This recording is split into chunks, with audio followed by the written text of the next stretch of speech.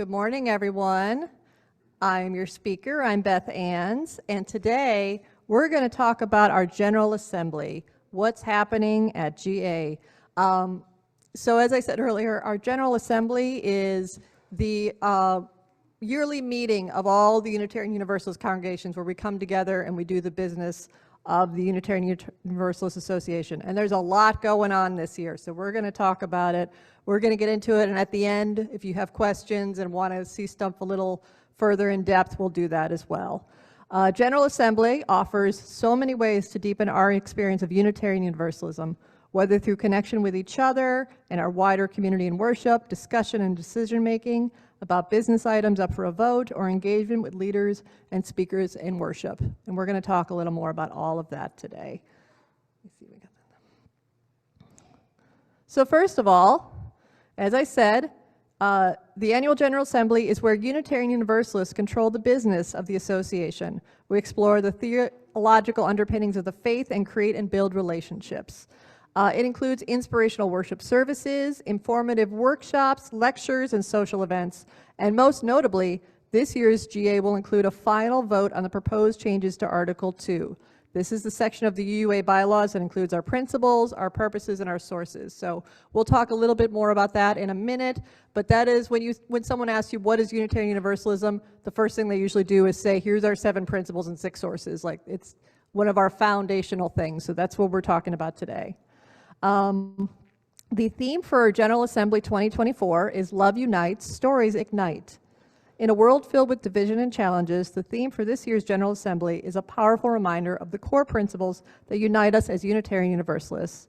Love Unites, Stories Ignite celebrates the profound impact of love as a binding force that transcends boundaries and fosters connections with our faith community and beyond. Our faith has always been rooted in the power of storytelling, and this year we will explore how stories can ignite change, inspire compassion, and help us to build a more just and equitable world. Through storytelling, we share our experiences, our dreams, and our struggles, and our triumphs. It is through these stories that we can find common ground, deepen our understanding of one another and the world around us.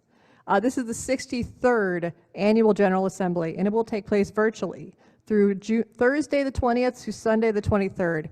Usually it starts on Wednesday, and we'll talk a little bit more about how they moved it back a day to Thursday. So that is the 20th through the 23rd. Now, what I just read to you was created by AI. They helped to use AI to create that theme this year. Love Unites, Stories Ignite. So there was a combination of human ingenuity and technology. When the GA planning team began working on a potential GA theme, they decided if they could get some help from ChatGPT. It's a free tool driven by AI technology. So they plugged it in, notes of meetings and conversations they had, and it sifted through them and produced a list of potential topics and ideas. And then they landed on Love Unites, Stories Ignite. What they said about it is AI is an assistive layer to help us with our work. It is not here to replace our work. A theme was generated by AI but perfected by us. The beautiful thing about AI is it's a real time saver for summarizing our discussions, creating marketing content, and calls to action. So there's a lovely little partnership between us and current technology. GA, as I said, is virtual this year. During COVID-19, GA was entirely virtual in 2020 and 2021, and then we went hybrid or multi-platform in 2022 and 2023, so it was both in person and online. This year's event is online only again, and they did this for a number of reasons. It's more accessible physically and financially, which means more people can attend, and it's more earth-friendly in terms of resources related to travel. It's an attractive option for you to attend General Assembly and a more economical option as many are still rebounding from the pandemic. They also made the event a day shorter, beginning on Thursday instead of Wednesday as is traditional and concluding on Sunday. It will feature online affinity groups called GA cohorts, which we're going to get into a little bit later, that will meet each day. Zoom fatigue they recognize is a challenge, so making it a day shorter will help to mitigate that as well. Let me see here, concluding on Sunday. They start everything with Unitarian Universalism and General Assembly with a covenant of behavior. This is something that they encourage everyone to do, to have covenants within each other and congregations. So their covenant. Covenant is another word for how we come together and agree to meet with each other. A good example is wedding vows. Wedding vows are a covenant between a man and a woman, or two men or two women, and to how they're going to relate to each other in a marriage. So let us remember that our commitment to the worth and dignity of all, the UUA expects all attendees to conduct themselves in a professional manner with concern and respect for all. The UUA is committed to assuring that all participants are safe from abuse and harassment. Any harassment regarding race, color, national origin, religion, age, sex, gender, sexual orientation, disability, economic class, or employment will not be tolerated. Sexual harassment includes unsolicited remarks, gestures, physical contact, requests for favors, repeated sexual advances after initial turndown, or other verbal or physical conduct of a sexual nature that creates an intimidating, hostile, or offensive environment. Religious professionals are to follow their code of conduct to avoid misconduct or harassment. And then they have tools to help you. They have people that are there that you can report to. Any GA participant who believes they are the victim of harassment should contact either a chaplain or covenant team. The UA discussions platform follows the same community participation covenant during General Assembly. They have an online discussion board that people can discuss different aspects of GA, and they also follow this covenant. And if people are out of covenant with one another, they have people, chaplains and other covenant team members who are there to support you. We're trying very hard to be inclusive and make people feel like they can be represented as themselves in this space. So that is part of that commitment. There are many ways to engage and stay connected at General Assembly. They have, as I said, that discuss.uua.org, which anybody, you don't have to attend General Assembly to access that. That is available to anyone who wants to have a discussion about some of the agenda items and the big things going on at the UUA. That's on a message board online. For the 4th consecutive year, GA will offer HUVA, which is for the full the full paying delegates who have access to all the different events and workshops. The HUVA event application, participants can access information about GA and connect with others via mobile or desktop devices. Delegates will have an online platform to engage with the association business ahead of actual GA. And mini assemblies are also held in advance as they were last year. And this is one of the things they did for accessibility. They stretched out some of the more mundane things like approving the rules and all of those other things. They stretched out voting, they stretched out some of the other stuff before GA, so we're not doing everything during just a couple days. So you have more time to talk to your congregation, you have more time to think about and vote. A lot of things have been expanded out to bring more access to people. And they just said that during a GA, it'll take place over a matter of hours instead of minutes, so delegates can coordinate with their congregation before voting. Some people have expressed extending the business of GA over a period of months is too taxing, and they think they have too many emails, so we're trying to balance that as well. We have work to do to help our delegates navigate the business agenda, and part of that is being clearer about the timeline and the process for each business item. A lot of this is procedural stuff. There's some stuff that people, the big stuff people are going to want to get involved in. Some of the little procedural things, some people are really excited. Some people are like, give me the big stuff. So, we're trying to balance it out for everybody. General Assembly 2025, as I said, is held June 18th to the 22nd. Oh, this is next year. And that will be multi-platform, in person and online, in Baltimore, Maryland. So we have that to look forward to as well. So I talked about different ways that people can be delegates. One of the things they added in recent years, part of feedback and accessibility, is a business-only delegate. In the past, people to attend GA had to spend the full amount, and but they got access to all the workshops, all the speakers, all the extras. A business-only delegate, so the full cost of registration right now is $400. It tiers up according to how early you register for GA. So if you registered early on, you would have had a lower price.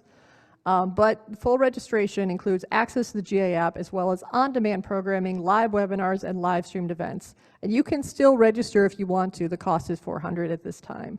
For voting delegates who didn't want to participate in programming, just wanted to vote, they created a business-only delegate option. And these delegates, they're encouraged to make a donation, but it is a sliding scale. So if you cannot afford to give, or you can only afford to give so much, that's what you give, that's what you do. It is to help us have people access voting who may not be able to access the full amount of GA registration. It's the UUA's commitment to GA is to commit to as many attendees as possible. There are scholarships to support delegates, particularly those from marginalized groups, as well as volunteer opportunities where delegates can work in exchange for the cost of registration. So they're trying to make this more accessible to people. All of these changes share the UUA's goal of, as I said, making GA more inclusive. The key things are that it's more accessible and less financial commitment is required, and it's definitely more sustainable, and that's the business-only delegate. And as I said, we can have 2 delegates from our congregation. If someone is interested, please let me know. Because business delegates don't incur travel and hotel expenses, a business delegate can only be online. You can't be in person and be a business delegate. GA is less expensive, online registration is less expensive. As a result, the past few years of multi-platform or virtual-only GAs provided a more diverse delegate pool, which was the goal. There are some publicly live streamed things we'll look at later, the general sessions. So some of the general topics are on YouTube later, as well as the Sunday worship. So the Sunday worship that we can all view is also public. So there are several things that are available to anyone. You don't have to be a delegate to observe them. So they're looking at more ways to be accessible and inclusive. This is one of the things that I tried to adopt from last year. You may have noticed that when I introduce myself, I give a visual ID. That came from General Assembly from last year. And that is basically you look at 3 or 4 different identifying elements to describe to someone what you look like visually. If you're online, you may also want to describe your background so people know what they're looking at on the screen. So, you know, about 4 key elements, keep it 1 to 2 sentences. You can include gender and considering mentioning pronouns. They say be general about some information, like you don't have to give your exact age. You can give, I say middle-aged, you can give a decade, you can give something rather than a number. You can include skin color, hair color. I include glasses. Some people will say whether they have glasses or not. So they say, so down below they have a couple suggestions. Name and pronouns. I identify as a, and this is of course self-identification. You identify yourself as who you are. They don't encourage you, unless you're talking about a particular topic about your sexual identity, so that people who may not be comfortable expressing that don't feel pressured to express that. If I'm talking specifically about that topic and it's relevant to my topic, yes, I would bring up those identities, but it's not required as part of someone visually viewing me. A lot of times people will say what they're wearing. That is very common to say, I'm wearing a yellow shirt. Style of clothes. You can give your location, your congregation, and lots of people also include a land acknowledgement to acknowledge the lands that they're on. So those are just some of the elements people use. And the UUA requires that before, whenever you get up to speak at the podium, they require you to give a visual introduction, and then they start your time to speak. So that is part of the introducing yourself at General Assembly. We talked a little bit earlier, more ways to be accessible and inclusive. This is new this year. They're going to do GA cohorts. This is an initiative aimed at deepening engagement, fostering collaboration. These are groups that are centered around goals, interests, and experiences. So they're basically community building in guided groups. They're going to have groups that are in the morning and groups in the evening to accommodate different time zones. They will lead 2 gatherings each day, accommodating different time zones and scheduling preferences. So those are kind of ways to support one another during GA and to just talk to one another and have inclusive areas for each of us. More accessibility. Like I said, a lot of the stuff of GA has been expanded out weeks before. So a lot of the voting, like voting on the rules and different things about, you know, like the procedural stuff, it extended out. The voting on the candidates for different offices, that was expanded out a couple weeks. Those kind of things.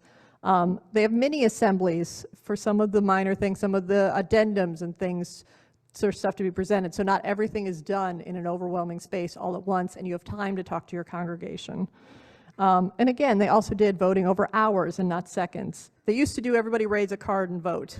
They got rid of the cards. Now you have pretty much the rest of the day to vote and to talk to your congregation. They changed the procedural stuff so they don't debate at the event about procedure. vote on the issues at the event, and they do all the other procedural stuff ahead of time. One of the things they've talked about, a lot of groups use very specific procedural rules like Robert's Rules and stuff. They have moved away from that to make more plain language, more accessible, more understandable things, so people have time to actually talk about those particular items and understand. So nobody can go up and be like, point of order, I close the discussion, and shut it down. They've got rid of that. So now people actually have the space to speak, and they want to make it more accessible. So that's a lot of what that is talking about. It's very procedural stuff they're talking about. They have an information desk, which is separate, which when you have questions as to what's going on, you can go to those people, and if they have something that they need to bring up, they'll bring it up to the general group. But that way, we're not bogged down with a bunch of questions that may not pertain to what's being talked about at the time. So they've delegated it out to several people. Let me see, what else have they changed? Let me see, equity. They did more online voting, make it more accessible. I talked about the pro-con line, and basically just slowing down and spreading out everything is what they've done to make things more accessible. And that was a lot of the feedback they got, was everything was too quick and they didn't have time to really talk to anybody about it. So they've expressed ways to move that out. Something that is new this year is process observers. So they are tasked to monitor live discussions. In the past, we had moderators, and we still do, but moderators' main job is to watch the time and to make sure we're staying on task and on time. A process observer is watching our needs and what we need. So if there's somebody, if the discussion has gone in a direction that is hurtful, if there is something that someone needs a clarification on, if there is something that just, has happened that needs a moment and needs a stop, their job is to bring that to the moderators and say, hey, this has happened, we need to take a breath, we need to talk about this, hold the discussion. And that's their job. Their job is to help us. And the moderator's job is to help keep time. We also have moved to progressive stack. That determines the order of delegates joining in order to speak in a pro and con line.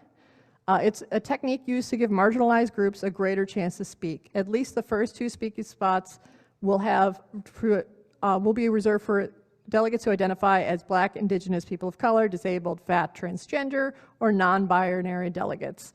So any of those identities, they don't ask you to prove your identity, it's self-identifying. So if you come to them and you say, this is my identity, they will progressively stack you to make sure your voices are heard as well.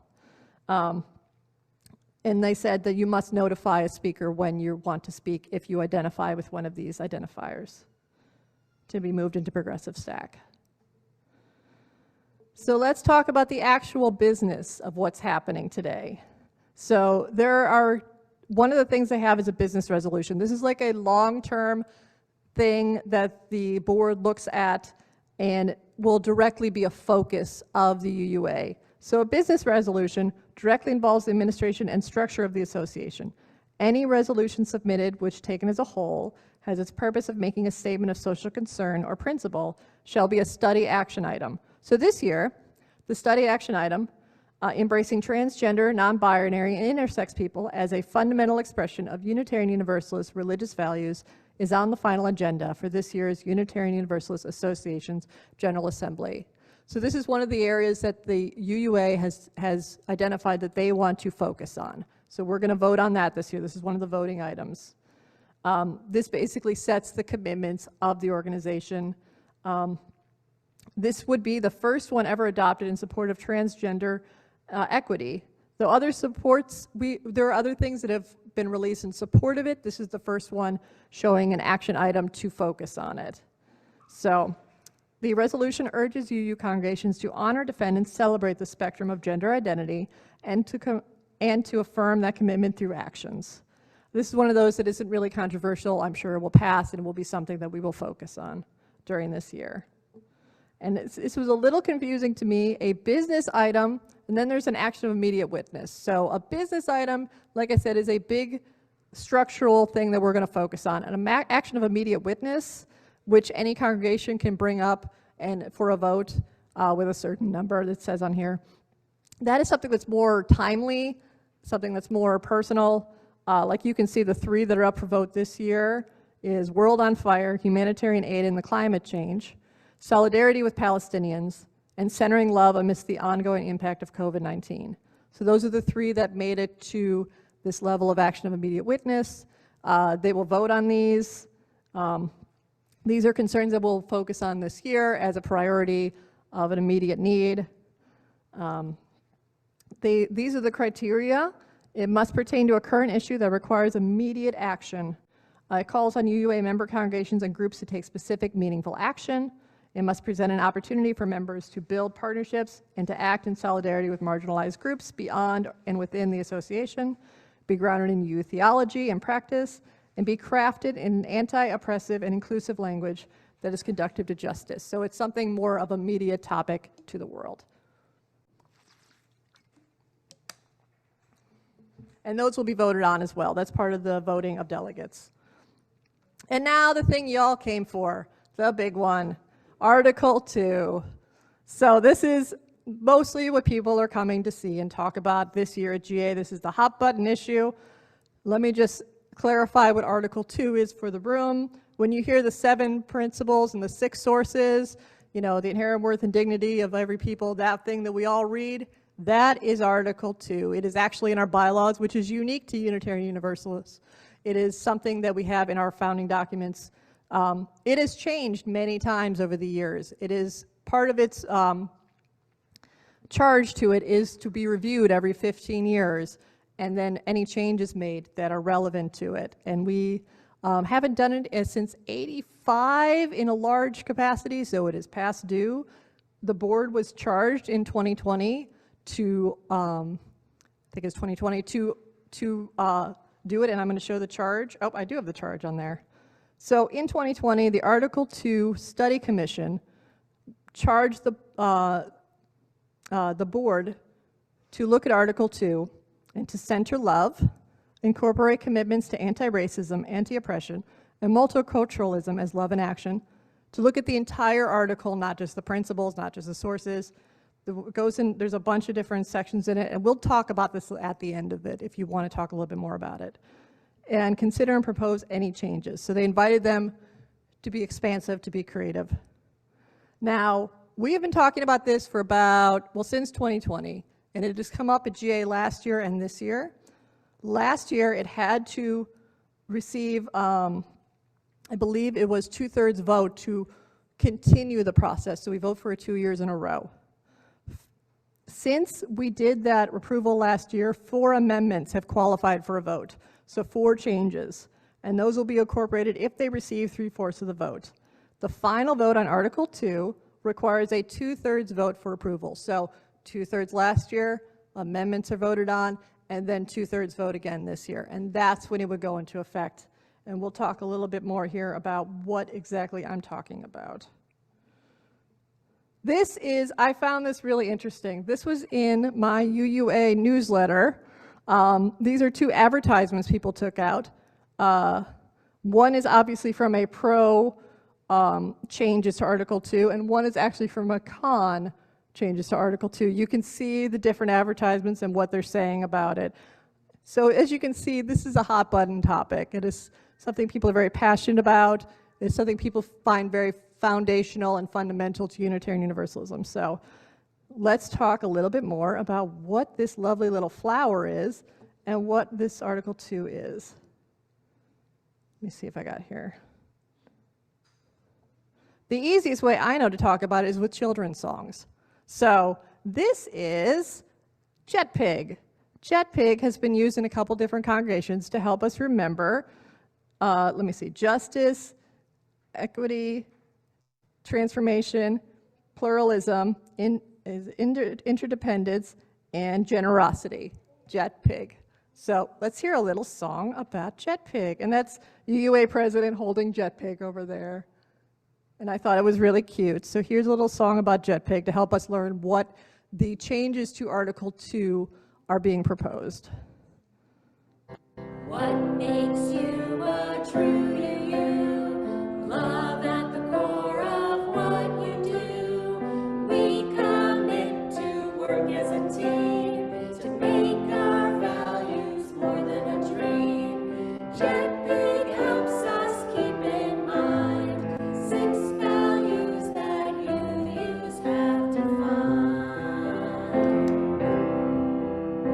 Justice means we make things fair. We vote, speak up, and act with care.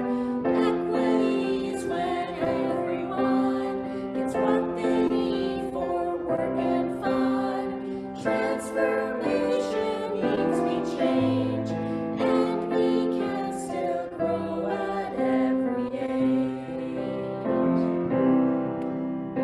What makes you a true you? Love at the core of what you do. We commit to work as a team to make our values more than a dream. JETPIG helps us keep in mind 6 values that you have defined. Pluralism is how we say we know there's not just one right way. Interdependence means they're connected, so our earth and its people are respected. Generosity is the last we can learn to share before we're asked. So there you go. There's your, yeah, that's your JETPIG. I'm a big fan of JETPIG. He's fun. Go JETPIG. So the big question, when is voting? When are we doing this thing? So Thursday, we have a rules of procedures general session. There's going to be some voting, just approving the final things. 2 amendments of the Article 2 proposal, equity-related language, and a vote to admit the actions of a media's witness are happening on Thursday. Friday, 2 more amendments to Article 2, adding peace and reason as values, and amendments to the business resolution, if any, happen on Friday. So all the amendments are having Thursday and Friday to Article 2. Saturday, that's the big one. We're having the actions of immediate witness, responsive resolutions, the budget resolutions, the final vote on Article 2, that's the one you're big on, and the business resolution. So everything is finalized on Saturday. That's the big day for voting. Ballots for elected positions, as I said, those were available early on, June 1st. Those will be finalized. People have had a whole month to vote on those. So that is how the voting breaks down. So amendments, Thursday and Friday. The big vote is on Saturday. And as I said, it requires a 2/3 votes of the congregation to make the big change to JETPIG. I'm just going to call it JETPIG because it's fun. What else do we do there? There's more. So there, as I said, there are some services that are open to the public. Some of these are only available with your registration. The service of the living tradition, which is a time when we honor the people in ministry, either retiring or coming into ministry or moving to another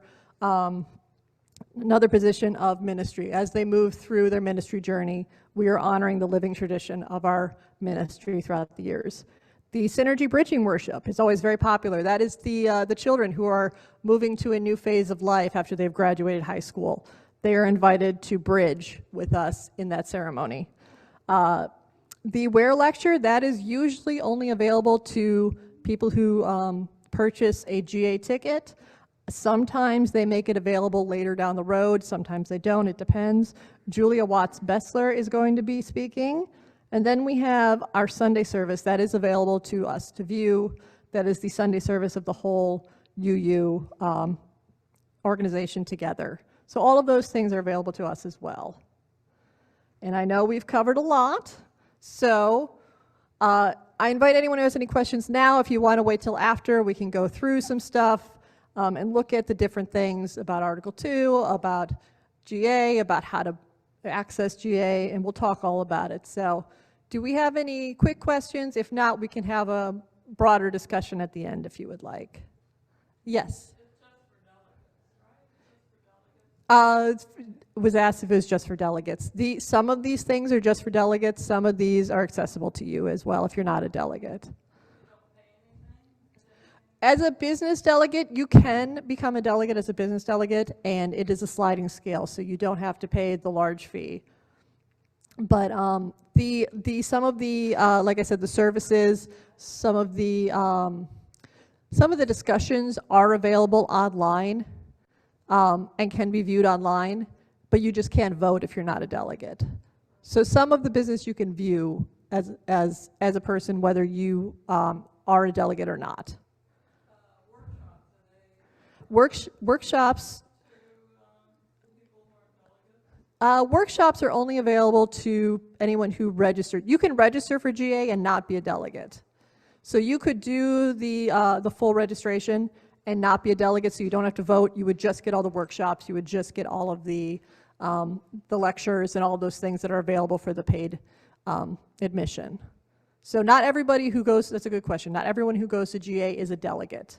You don't have to represent your congregation. You can just go to GA and enjoy all of the amenities. And if it was in person, you would also be able to physically go. Next year, you'll be able to physically go as well. Everybody can go to the Sunday service? Yes, the Sunday service, actually this year they're going to release it early. So it will be accessible to us. I will post it. Sunday service is available to everyone, regardless of whether you attend a GA or not. We're not going to broadcast it here specifically. We have a different speaker next week, but I will have it accessible online for everybody to view it. And it is happening this coming Sunday. Do we have any other questions? It's all right. Any questions online, in person? We can, after service, if you want, I have Article 2 pulled up. We can look at it and we can go through it. I know that's the big question. I am currently your delegate, just because I wanted to make sure we had some representation. If you have opinions that you need to share with me, please do. And I will, after service, be happy to share my opinions as well. I wanted to do this more as an informative thing, so to make sure everybody knew the information. So if there's no more questions, I will go ahead and move on, and I thank you for your attention. And yes, let's, yay! Go GA!